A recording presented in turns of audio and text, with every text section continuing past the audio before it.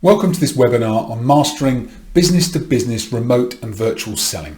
Congratulations on making the investment in yourself and starting to learn about this new virtual environment that we all find ourselves in right now. Why is it the right time now to be working on mastering your sales skills in the remote and virtual environment? Well, there's lots of reasons, and you might even be thinking that's an obvious question, but what we found is that we know the world's changed. The last 12 to 18 months have brought changes to everybody. And we know that we have to move from this in-person dominated environment to a blended working environment where virtual and remote working plays a huge part in what we do. And that affects sales and business development roles particularly.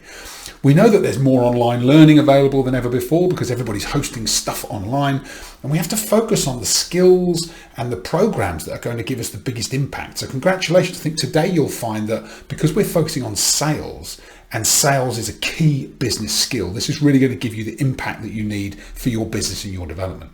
So let's just quickly talk about who this webinar is for. So this webinar is for people who are selling in a business-to-business environment. It's for people who are high-performing salespeople looking for that extra edge, that next level. It's for sales leaders and sales managers who are perhaps looking for key distinctions they can share with their teams. The same for business leaders, business managers, business owners, and entrepreneurs. Anywhere where you're selling business to business, and a key part of your growth strategy is about engaging your customers and clients. So that's who it's for. And I work with some incredible organizations. I'm incredibly fortunate. I work with a lot of amazing companies and their leaders and teams. And the feedback I get on the programs and the work that I do is quite remarkable. This is Sean Jenkins, who is the head of sales for Odeon. They have a business-to-business sales division, and I work with their team. I've worked with them for a while, and we train them on our sales system, the Inspire sales system. And it's made a real impact on Sean and her team. This is Nav Kumar, who works at Align Technology. I've worked with Nav a while, and Nav works with me in a leadership and a coaching capacity, and gets real value from the strategic processes and the results that we deliver for him, his organization, and the role. This is Jack Scarf. Jack's a mortgage broker, and Jack doubled his revenue in the time that he worked with me, looking specifically at where he focuses his time, unlocking his passion, and really focusing on growth that's going to drive higher client engagement and, of course, his revenue. And finally, this is Tim. Tim Barrow works as a business development manager and works in the medical environment. So Tim sells into healthcare setting through distribution channels, and Tim's part of an online sales training program that I run where we supplement the online content with group coaching, and Tim's really benefited as part of that group of about 8 to 12 people at any one time. Quite small groups, so we get good focus and real progress for everybody in the group. So to be clear, what is this webinar? Let's just make sure that we understand what it's not about. So this webinar is not a get rich quick or easy money scheme. It's not about hard selling or pushing sales to clients. That's not how the best sales programs work. It's not an affiliate marketing program, so you can't earn rewards by promoting it. It's not for people who want to pitch poor products. We have a principle around providing great products, great solutions, and you have to be able to sell what you're looking to sell with conviction. It is, however, for people who are looking for this foundation of sustainable sales growth and how virtual and remote selling supports that as you go forward. So let's talk a little bit about me, just so that you know why I'm qualified to be delivering a webinar of this type. So I am a high performance sales trainer and executive business growth coach. My background is having had 25 years in sales, key account management, and sales and business leadership. I live in Cambridgeshire here in the UK with my wife and 2 grown-up children, and I'm a best-selling author of the business book Inspire, Influence, Sell, Master the Psychology, Skills and Systems of the World's Best Sales Teams. And I've worked with a lot of clients and their teams. I have this firm belief and a way of working that if you can unlock the passion, the drive and the focus and then get the right support, you literally can achieve anything you set your mind to. I'll tell you a little bit about my work history, my career history. I started out in 1993, the same year as the internet was launched. I started my career in sales. So it's a long time ago. I don't like to think too much about that time. It's a long way back. And I started in an age where there were no mobile phones. The internet literally had been launched, so it wasn't accessible to everybody, and certainly I didn't have access when I started out in sales. In 1999, 6 years later, I'd worked for 3 companies at that point. I'd finally got some sales training, because up until that point it had been a bit hit and miss.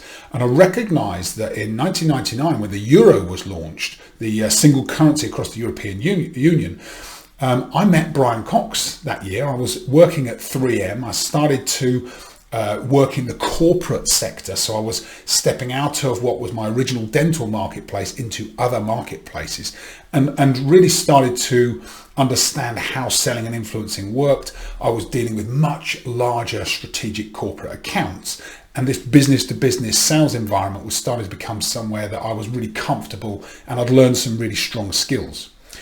In 2002, I became a key account manager, and I started to manage some really interesting large blue chip accounts for 3M. You'll see that it looks like I met Tom Cruise. Actually, that was at Madame Tussauds, but it was the year that I became a more strategic, more channel based. So I started to learn more about not just business to business selling to an end user business, but selling through distribution to an end user business account. And so you've got this dynamic in channel relationships which are different, and it's important that you can kind of get that understanding. Then in 2007, the year the iPhone was launched, I became a sales manager. So I started managing teams, high performance sales teams, and I transitioned from selling and influencing personally to doing that through a team, and coaching, training, working with that team to really heighten their sales skills. And as you can see, I'm Justin. It looks like I met my fellow Justin Timberlake. I did. I visited Madame Tussauds once again. In 2010, I became a business manager. So I moved from sales management to business management, and that was about understanding more than just the sales function. How does a business work? How do all of the different dynamics of the business work? And it was interesting. It was the year that the Burj Khalifa became the largest building in the world, or tallest building in the world. And then in 2017, the year that Donald Trump took office, and the year that I met Martin Bayfield from English rugby. Anybody who's a rugby fan will know Martin Bayfield. He was an excellent rugby player, tallest rugby player at 6'10". You can see there, I'm 6'4", and Martin makes me look like I need to do a bit of growing myself. But in 2017, I left the corporate world and set up my own coaching and consulting business, because I wanted to make a bigger impact in the world. And I felt that a lot of the principles I'd learned and a lot of the information I had actually could be shared to make a bigger, broader impact. And then last year, 2020, what happened to the world? The coronavirus hit the world and everything changed.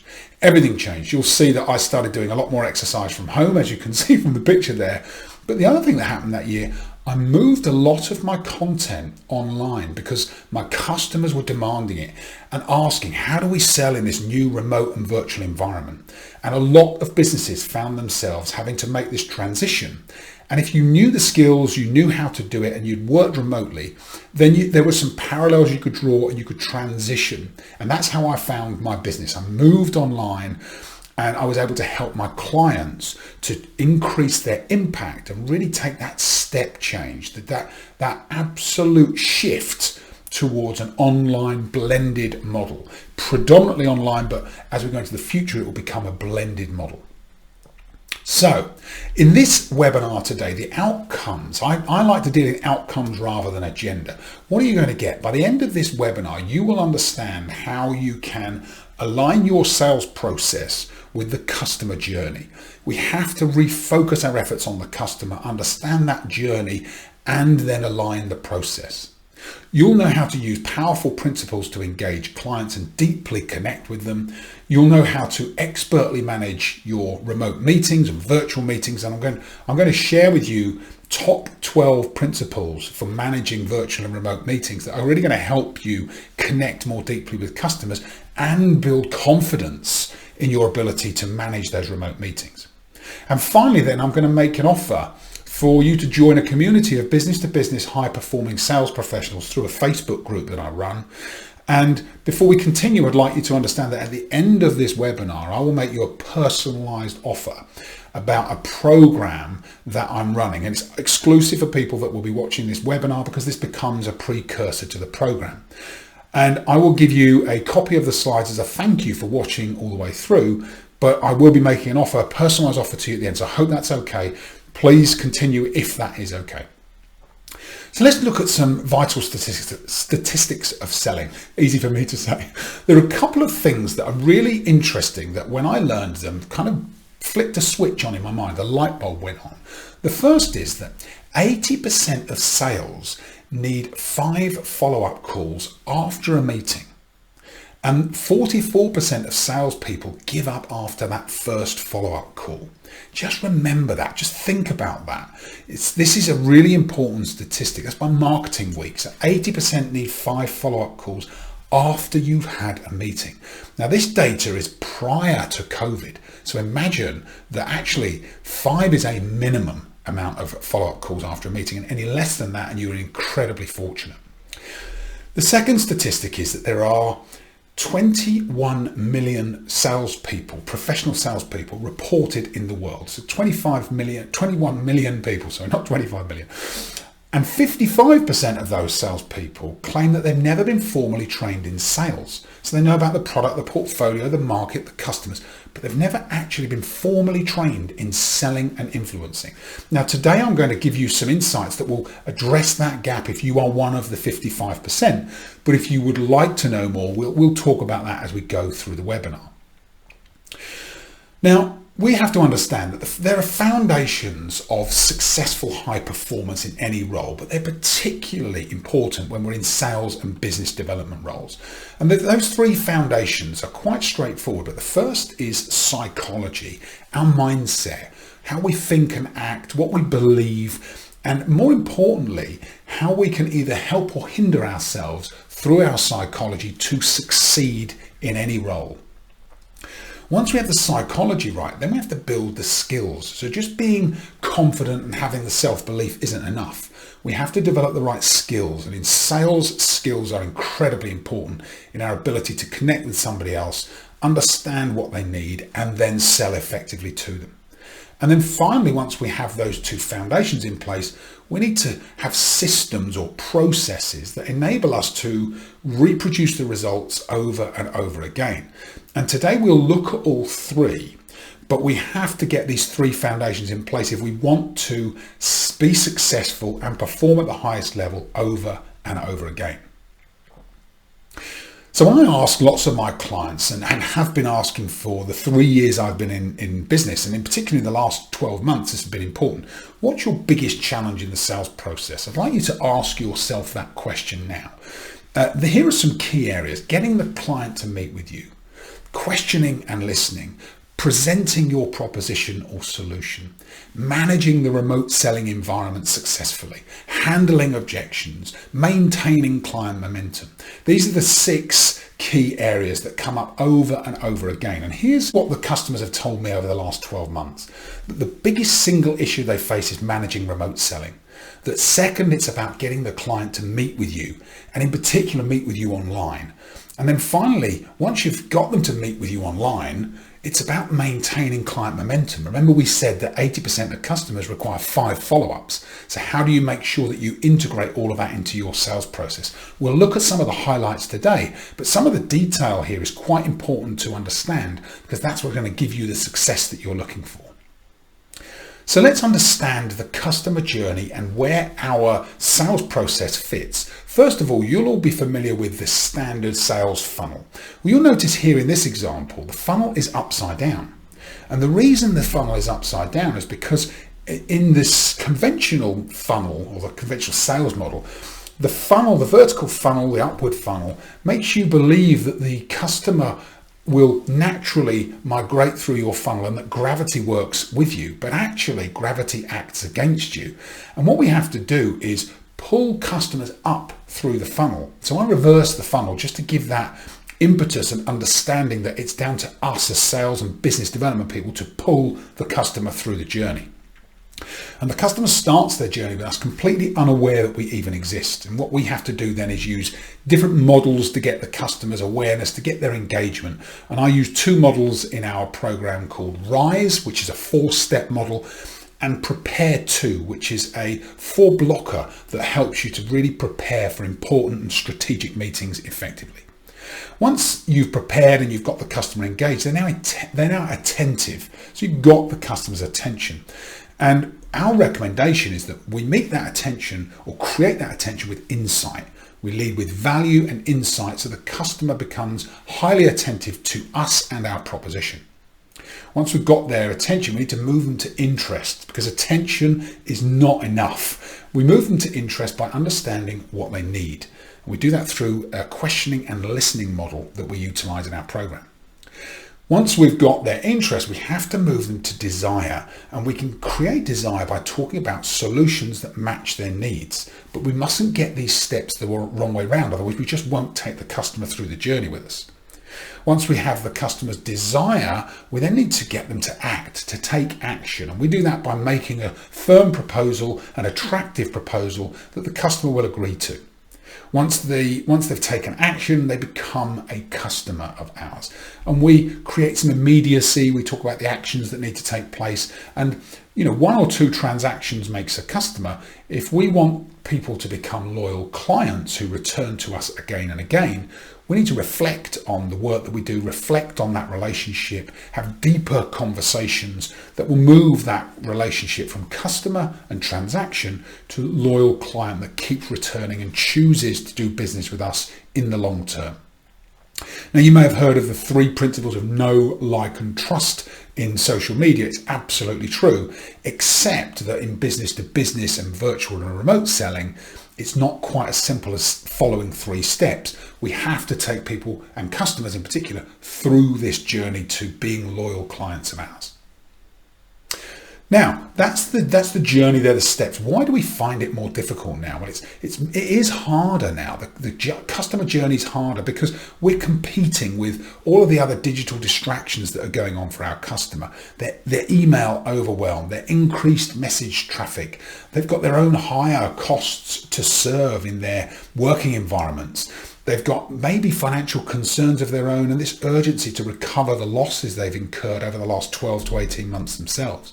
So in order to meet that challenge of difficulty, we must cut through the noise of our own customers' reality. And we can do that through 2 simple principles that I teach clients. So when you're thinking about engaging your own clients, think about 2 simple principles.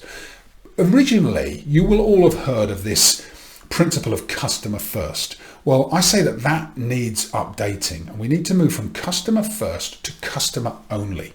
We have to position messages, value, content, and assets where appropriate to our customers in a way that only resonates with them. It doesn't talk about our programs, doesn't talk about our content. It just talks about the customer and what's in it for them. Now, second principle is to think outcomes. Don't think about what your product does or what the customer's doing. Think about the outcome the customer is looking for or the outcome the customer is trying to avoid. And what we do when we change our language to really embrace these 2 principles is we start to become much more relevant to our customer. We resonate, the message resonates. So embracing these 2 principles as you connect with customers is really going to help you transform your engagement in that first part of our process and overcome this issue of getting the customer to meet with me. What's the reason why they should meet with you? We'll cover this a bit more detail shortly. Now, once we've got the customer engaged, we've got the meeting, we can only discover the customer's needs by questioning and listening. And that sounds so simple, but there are some key principles in questioning and listening that are really important. Listening is one of the most difficult skills that people find to cultivate, and the majority of people have never been trained to truly listen. There are some really simple but effective and powerful things you can do to start to cultivate and retrain yourself to listen. And there are some equally powerful skills and principles that you can adopt to really help you with questioning, so that your questions are much more powerful, more deeply connecting to your customer as part of your discussions.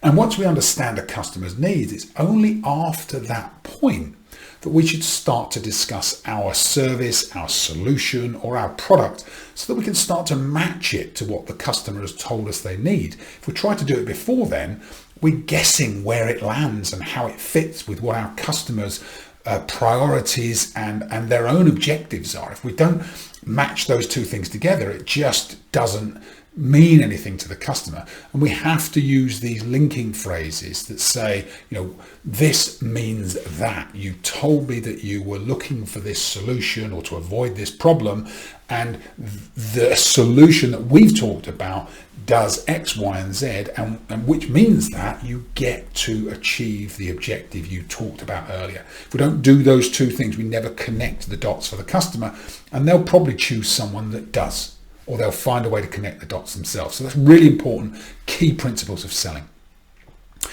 Now, the other thing that's important for us to understand is the communication mix. How do people communicate, and what goes on? There was a study conducted by Albert Mehrabian in the early 1900s, and he looked at the impact of personal communication.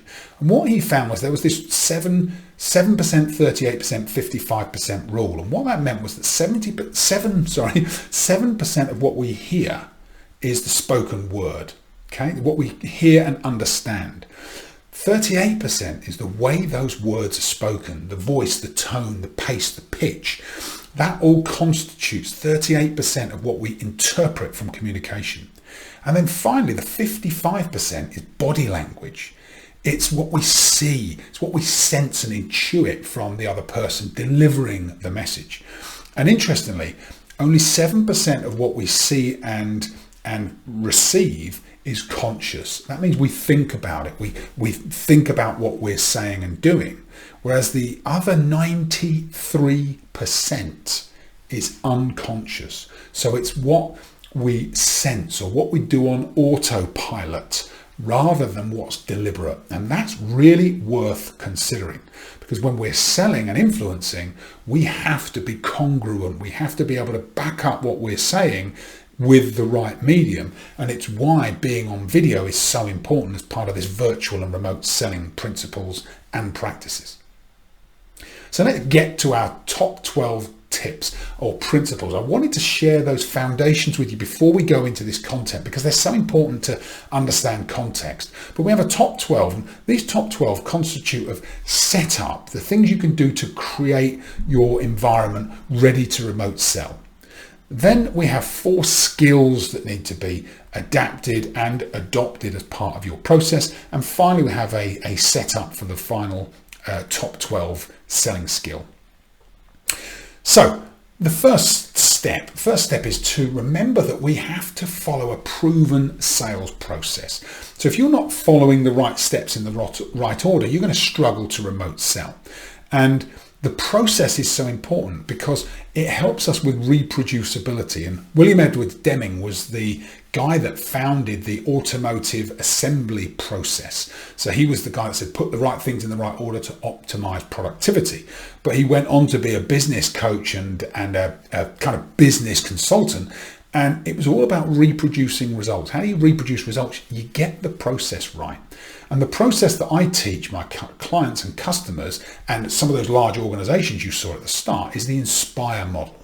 Now, it starts with the relationship with the customer in the middle. It moves to insight and impact, which is a value-led approach. Then moves to a needs discovery stage. Next is the solutions discussion, so we can then match the solution to the needs the customers told us they have. Then goes to making a proposal and getting agreement on that proposal. Then we talk about the immediate actions that need to happen so that the customer's really clear, that we're clear, we're future paced, so that we've got the customer engaged and committed. Then we reflect on how we've worked, think about the improvements we need to make, and then the cycle continues. And this is an incredibly powerful system, but it takes some time to understand each step and really deploy it in your sales and business development work. So have a system and follow it as the first step. Don't throw that away because you're remote selling. Second step, set up a professional environment. Now, think about first impressions. If you're on a video call, here's an example. What impressions do these create? The first, am I in this instance? Am I even dressed for work? I've got a t-shirt on and a jumper. Am I looking up at the ceiling? How many times have you been on video calls and the camera is placed in a position where you're looking up at someone's face, and you literally can see up some people's noses when they're in these video calls? On the other hand, the converse of this, I've got a shot of the office in the background. What's in that box? What's in the background? And maybe even his hair's thinning a little. And we've got to think about the angle of the camera, the lighting that we have, so we're not creating overly deep shadows. We have to think about what's in the background. We have to think about our posture, our energy, our engagement. So contrast that with what impression this creates. We've got the right angle, it's horizontal. We've got good lighting that's balanced across my face. We've got the attention, which is looking directly at the camera. We've got posture. So I work from a standing desk, you'll notice. So I can raise or lower my desk to generate energy and engagement. And what it shows is that you're ready to do business. You're ready to sell and engage your customer. So thinking about the setup and the professional environment that you create is really, really important. Third, be early, be practiced and prepared. It's your domain you need to lead. And what I've learned is that when we go and meet customers in a business-to-business setting, we think we're on their terms. We're going to meet them, and we are. When they come onto a virtual meeting with us, they believe they're in our environment. So we have to step up. We have to lead. So best way for you to prepare. Here are 5 practical things that you can do. Spend time learning and using the platform, whether it's Zoom or it's Microsoft Teams or it's Skype for Business or whatever platform you're on. Spend some time learning and using the platform. Host a practice meeting. Maybe get a colleague or a friend that's a business professional in. You don't want somebody that isn't used to the environment either. You want somebody that is on video calls on a regular basis. Ask for honest feedback on how the meeting's gone, how you presented yourself, the way that you took them through a process, and be open to that feedback and open for areas for improvement for you, because if you're not, you're going to keep repeating the same mistakes. And finally, pick a friendly, when you finally do engage with a customer, if you haven't been doing remote and virtual selling, pick a friendly customer first so that you get used to it. You warm up and you build your own confidence with the environment and the tools and the technology. There are 5 things you can do. Fourth, manage the environment and minimize distractions in advance. This is such a simple tip, but it puts so many people off. So when we prepare the environment, it gives us this power and the confidence that we need to really perform at the highest level on a virtual and remote selling meeting. Here are 6 practical ideas. Shut down all email and all notifications in advance. So right now my Outlook is closed, my WhatsApp's off. Any notifications that might pop up and distract me in this webinar are already managed in advance. Put your phone or your tablet or your watch on silent. Everything we have now is digital. I got an Apple Watch recently, and if I don't put that on silent, it bings and vibrates and makes all sorts of noises. So just silence everything before you start a remote or virtual meeting. Tell people you'll be engaged. If you're working in an office or if you're working at home, tell people that are in the environment with you that you're going to be engaged for a period of time. I've got a really important meeting coming up. I hope you don't mind if you could just give me some privacy. And maybe put a do not disturb post-it note either on your office door or if you're working at home on your front door, just so that if anybody is going to show up, you haven't then got to find yourself reacting and responding in the middle of an important meeting. Give yourself some priming time. This is about getting yourself into the right frame of mind and the right psychology ready for that meeting. And there are a number of principles that I teach around mindset, psychology and priming, but give yourself some time to prepare mentally for the meeting as well. And then finally, put a watch or a clock in your view, because when we're on a remote meeting, very often we're sharing slides and the time disappears off our screen. So by putting a watch or a clock in front of you, it means you can manage the clock and the timing of your session much more effectively. 5, ensure your reason why, the hook is powerful. Why is your customer coming to meet with you? And if you don't, you'll risk cancellation. So don't just assume that a conversation about your product is going to be good enough. The amount of cancellations has increased significantly in the remote setting.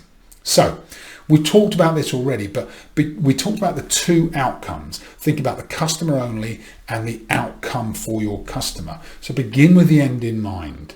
Think, what is the outcome to your customer of meeting with you? Why should they trade their time? Right now, every virtual meeting is a trade-off against other things your customer could be doing. So it's your responsibility, it's our responsibility to think, what's going to make my customer believe that it's so important they have to see me? Think about that before you make contact, before you're in these meetings. And every client meeting, whether you're dealing with established clients or new clients, you should always have a reason why. Don't fall into the trap of assuming your customer will be engaged. Number 6, send an invitation and an agenda and use your compelling heading that we just talked about in the previous step. So here are 5 workable ideas. Diary markers are really important. And here's what you can do. Send an electronic meeting invitation. Make sure it populates your customer's diary. Use a compelling heading. So something that you've used as your reach out message to the customer, put that in the invitation header so that your customer sees when it pops up in their diary, they're not seeing meeting with Justin to discuss bland product portfolio. They see business growth transformation session, or, doubling my business in 2021 discussion with Justin. Whatever it is, use that compelling heading. Include a 3-point agenda in the body. The 3 points are really simple. Discuss their priorities and challenges. 2, share other customers' successes and results, because that's what customers really want to hear, the results you're delivering for other people.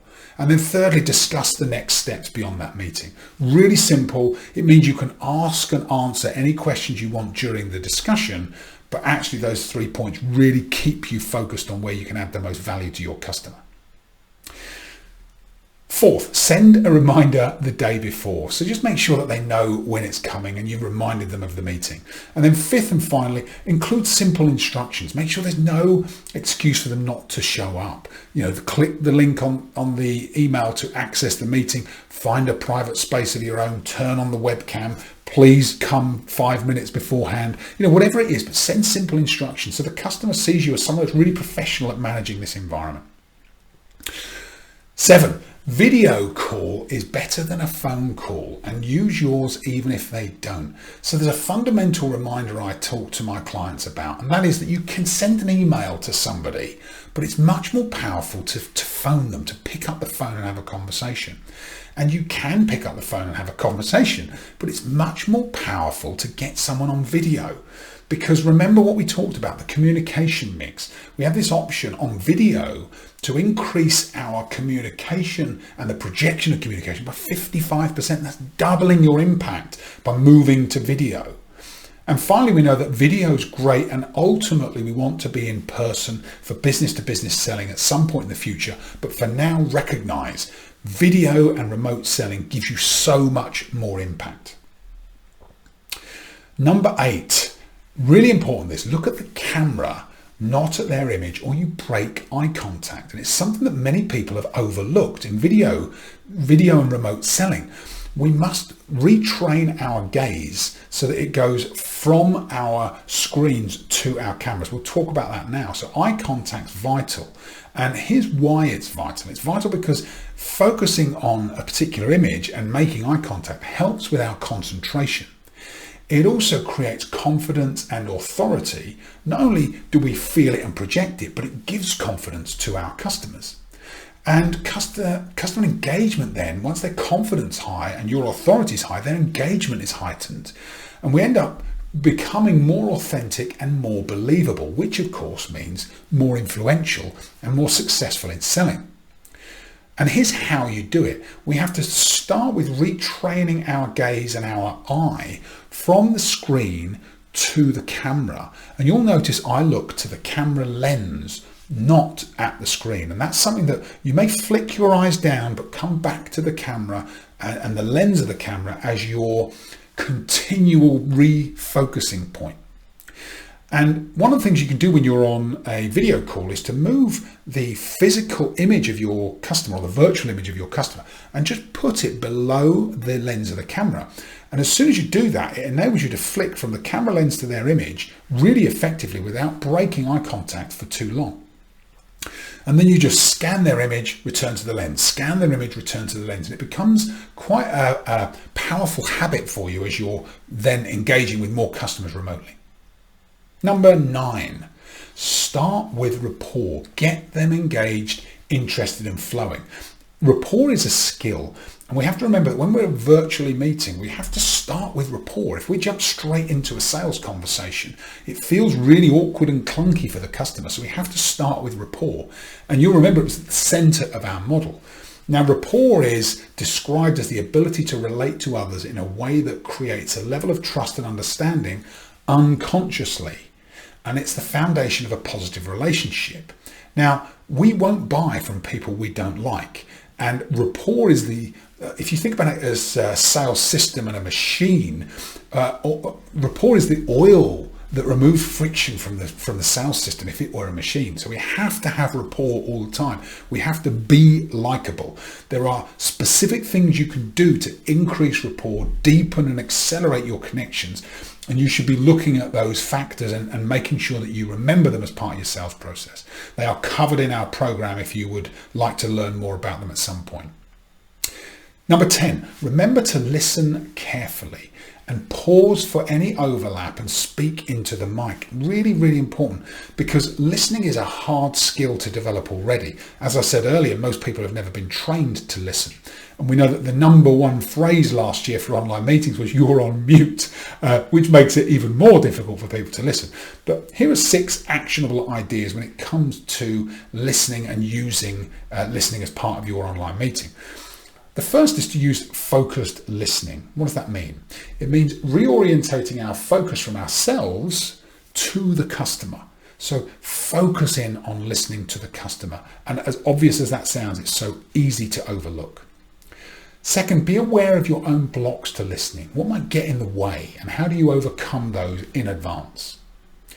Thirdly, create pauses in your conversations to avoid any overlap, your customer tripping up the end of your sentence and vice versa.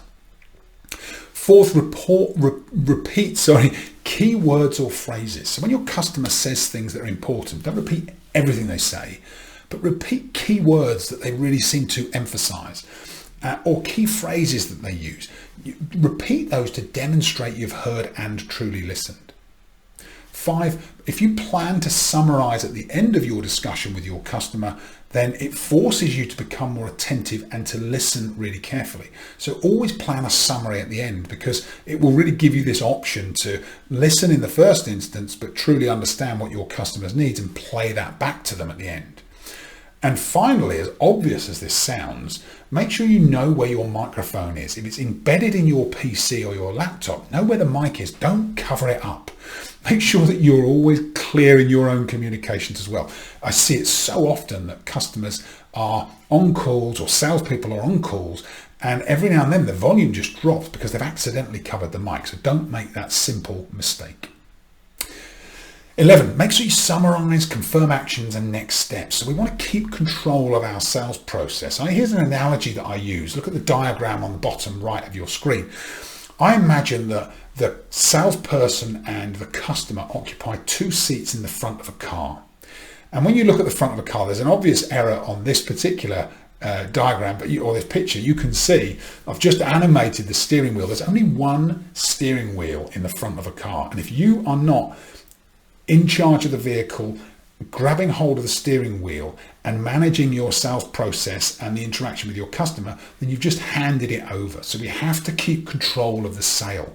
It's really, really vital in helping us to maintain momentum. That final point that people struggle with, getting the client to maintain momentum afterwards. Here's how we do it. 7 workable ideas. The first, we talked about summarizing. Write down your notes, summarize key points from the meeting, not just what the customer said, but key points and actions.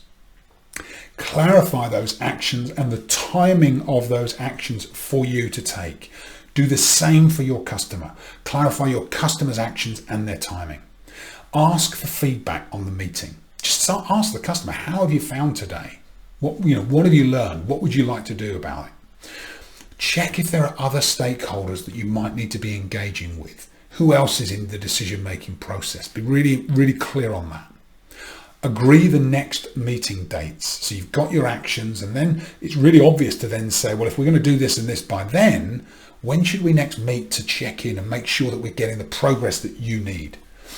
And finally, schedule that there and then so that you're not having to wait and chase your customer in future. So schedule that next meeting, send it over as an electronic email with your compelling heading, as we talked about earlier. So we're just joining up all the dots from everything that we've learned so far in this webinar. Now, finally, there is a 12th step. I am trialing this with 3 key customers at the moment.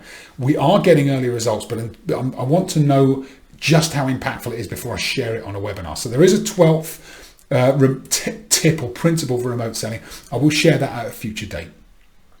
Now, I said at the beginning that I would be talking to you about options to go further, and if you'd like to do that, please let me know. There's some really simple things you can do. First of all, I am on Linktree. Linktree is a platform that connects all of my social channels, all of my websites. So please feel free to connect with me on Linktree. It's Linktree/Justin Lee. That's Leigh. So feel free to connect with me on all channels. In Facebook, I run a business-to-business sales mastery group called the Inner Circle. So if you would like to be part of that Inner Circle, please feel free to follow the link on my Linktree account. And finally, I've launched a sales acceleration scorecard. So if you'd like to test your own selling capability, there is a section in there on remote and virtual selling, but it also looks at the entire sales process and your psychology and skills. Then follow the link on this slide and you will get to the scorecard to be able to test your own sales and influencing score. Now, there is a program that I run called the Sales Mastery Program Online. So here's the offer that I'd like to talk to you about today. Now, Albert Einstein talks about the power of compounding and it being the most important force in the universe. And it's true for training and development as well. If we're learning new skills, we have to put in place layers that help and support us to grow and implement those changes. And this program works that you complete the Sales Acceleration Scorecard, which gives you a baseline for where your sales performance is, your selling and influencing skills. You then have an online program that you can access for an investment, which we'll talk about shortly. So you have online program access for 12 full months. So you can look at this program, review the content over and over and over again, as many times as you want over 12 months. You have access to a 22-day video coaching, which you can repeat at any point, but it gives you access to a step-by-step daily guide to working through the content and really helping you with taking the steps that you need to take to make the changes that you know are going to drive the growth in you and your business. Then you get access to a monthly sales mastermind workshop, which runs for 6 months. And finally, you get to join that private Facebook group where you've got accountability. And as part of our mastermind group, we allocate you with an accountability partner, so you've got someone else to work through the content with. And finally, there's continually evolving content. You have access to the latest technology, the latest principles, but also all of the previous content from any of the sales masterminds. If you want to watch those back, it's all there for you to access. So in terms of accessing the content, you'll see my book hovering there in the middle of the screen. In terms of access to the content, you can get to the scorecard through this link here. You can access the best-selling book, Inspire, Influence, Sell here. You can look at the Sales Mastery Program and access the program pages, have a look through some of the content through this link here. And you can preview the Sales Mastery modules, so you can start to see some of the preview modules by following this final link here. There are lots of ways that you can engage with our content, with me as a trainer and a coach, and really help you to take your skills and your capability to the next level. In terms of completing the program, I talked about the video coaching. What happens is you get access to a 22-day video coaching series. You sign up at this link here. What that will do is then send you an acceptance email. You accept the video coaching and then it starts on day 1, and you get 22 individual days of videos where we walk you through the content and really simple structure on how you can best complete the program for maximum impact. And we recommend that you allocate 45 minutes per work day. The email will arrive at 8 a.m. in the morning, so it gives you that window before you start your working day to really prime your sales skills. It's incredibly powerful as a program. So what's included? Here's how the program works. You get a 12-month subscription, which we believe is worth £2,495. You get access to 6 live Zoom mastermind group calls and all the previous calls if you want to watch those call recordings. You get a daily email accountability series, which we've talked about. You get invitation to a private WhatsApp group. You get a copy of the book, an ebook, and you'll get a signed paperback copy as well. And all of that totals £3,998 plus UK VAT, which is about 20%. And the cost to people watching this webinar for 2021 as an introductory price is £1,495 plus local taxes, which takes it to £1,798.80. And if you think about how many B2B sales deals you need to close with the commission that you earn to recoup that, it can be done for most people in just 2 or 3 deals. And that investment, if you think about your ability to convert, manage the meeting, it's an absolute simple decision to make. It really will help, and there's incredible feedback from people who are on the program. We work you in small cohorts on the monthly calls as well. So feel free to connect with me on my channels through Linktree if you'd like a conversation with me. Here is a diary calendar reminder, so you can book a 30-minute meeting with me to talk about sales mastery if you wish, or you can connect with me on the channels. You get a copy of the slides as a thank you for watching, and I really appreciate your attention. Please do connect with me, engage in the Facebook group. If you'd like to know more about the Sales Mastery Program, I'd be delighted to tell you and have you as part of the program cohorts. We have an incredible cohort right now, or number of cohorts right now on the program. They're getting so much value from it and sharing some of their own experiences and challenges, which of course helps other people to get the success that you're looking for. So I wish you the very best of luck with your journey. Please feel free to connect with me, and I hope to see you on future sales mastery programs, or if you'd like to work with me in a business to business capacity, if you run a team or if you've got a large business, feel free to reach out to me. Very best of luck this year. Take care of yourself.